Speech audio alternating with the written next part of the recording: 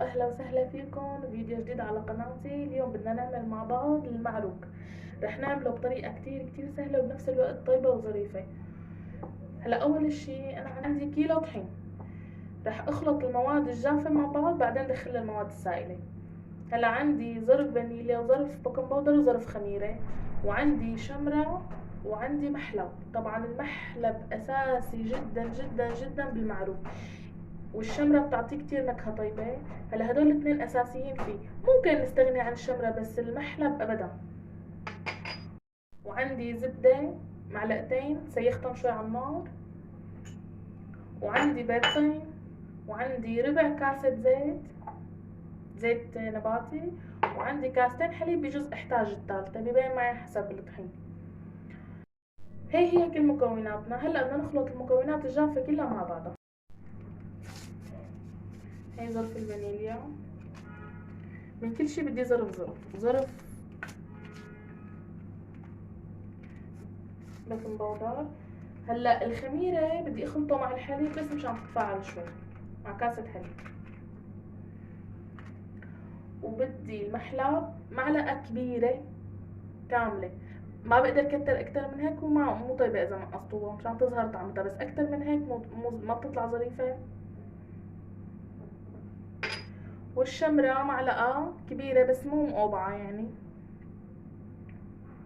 هي المكونات الجافه بنخلطها هلا مع بعض.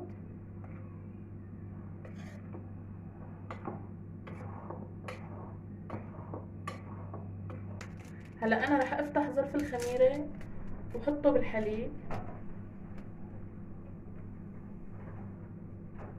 بدي اياه كله.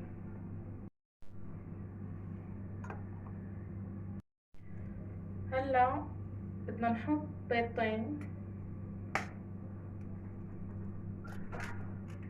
كلهم، البياض مع الصفار يعني.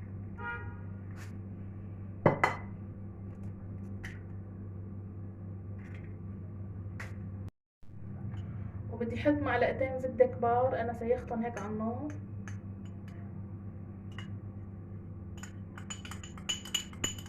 وبدي احط الزيت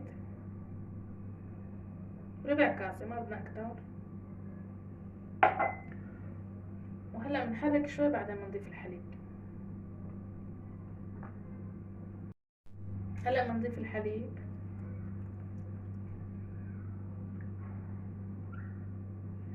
بجوز نحتاج كاسة ثالثة. هلا اذا ما عندكم حليب متوفر فيكم بداله مي، بس الحليب بيرفع من دسم العجينة. راح احركهم شوي هون بس مشان ما يلزقوا على ايدي، بعدين بفركهم بايدي منيح. طبعا في مكون كنت مالي حاطه مع المكونات نسيت لكم عليه، هو السكر. بس انا ما بدي اياه سكر خشن، بدي اياه سكر ناعم بودرة، يعني قريب 3/4 الكاسة. هيك كتير كافي. كمان بنخلطهم مع العجينة.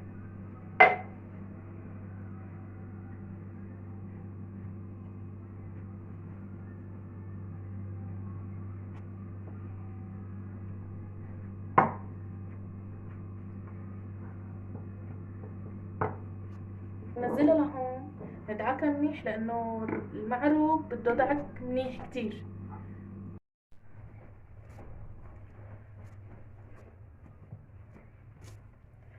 طبعا عجينة المعروق كل ما عجناها اكتر كل ما كانت احسن. هي بتطلع هيك قاسية شوي العجينة، هيك لازم، بس تكون هيك معناته ناجحة معكم.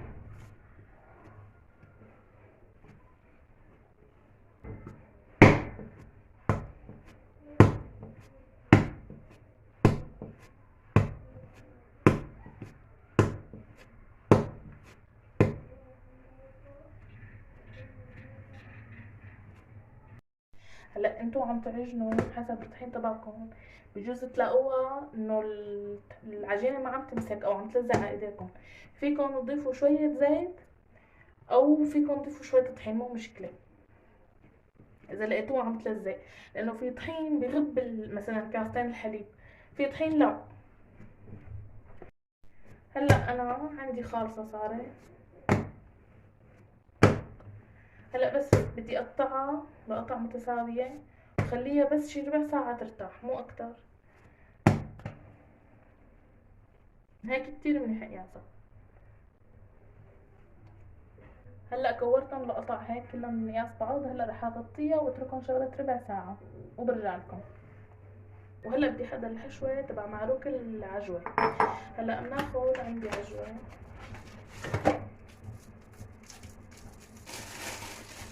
انا ما بدي اياها كلها، هيك بكفي لانه لسه بدي احشي بشوكولاته.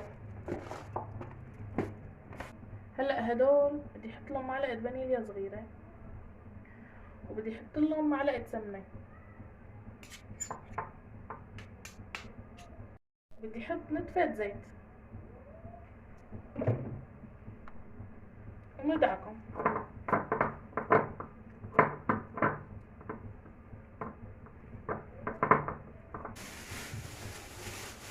هاي عجينتنا تخمرت. هلا بدنا ناخد وحدة وحدة نشتغل فيها.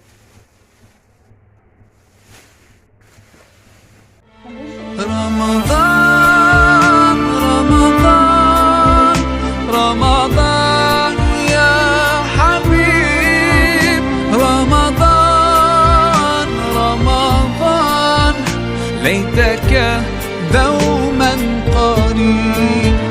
رمضان رمضان رمضان يا حبيب، رمضان رمضان ليتك دوما قريب، ليتك.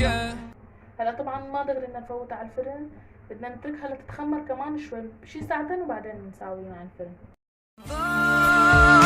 رمضان رمضان يا حبيب، رمضان رمضان ليتك دوما قريب. رمضان رمضان رمضان يا حبيب، رمضان رمضان ليتك دوما قريب، ليتك دوما قريب. نفس الشي بندهن صينية بزيت،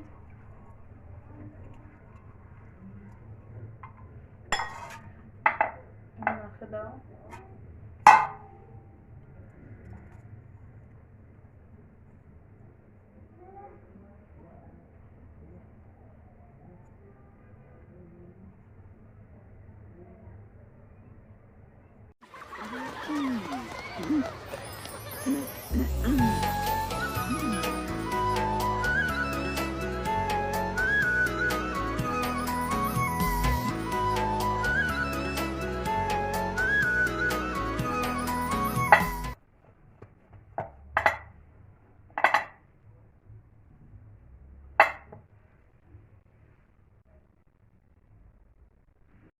وهي بدي اعملها سادة ما لمح فيها شي.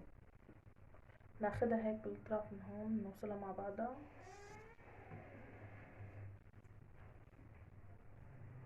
نعملها مثل الضفرة.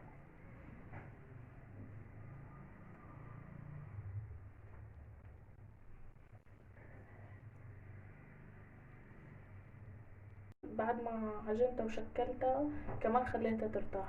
شوفوا شلون بعد ما خليتها ترتاح نفشت. وهلا صار وقت حطها بالفرن. هلا انا حميت الفرن على اعلى درجة حرارة. بدي احطها هلا بالفرن من فوق ومن تحت.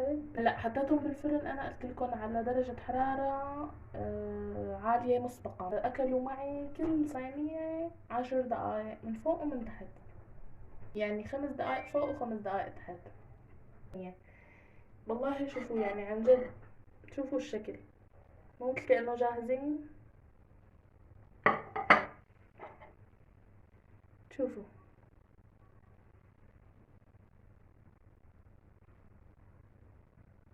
أمانة انتوا احكموا لحالكم واعطوني رأيكم بالتعليقات.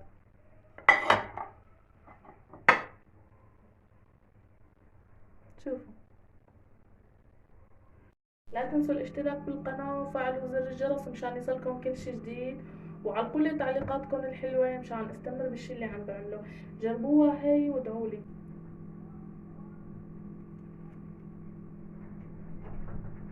عن جد يا جماعة وصفة بتاخد العقل.